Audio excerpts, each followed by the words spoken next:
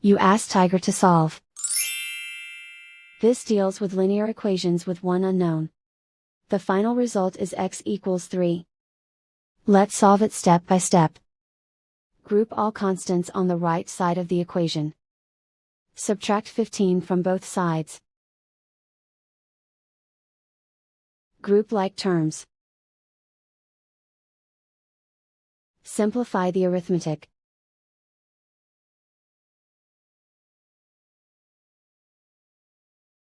Isolate the x.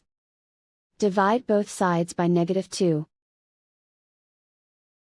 Cancel out the negatives. Simplify the fraction. Cancel out the negatives. Find the greatest common factor of the numerator and denominator.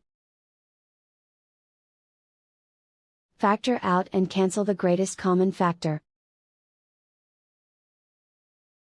And so the final result is x equals 3.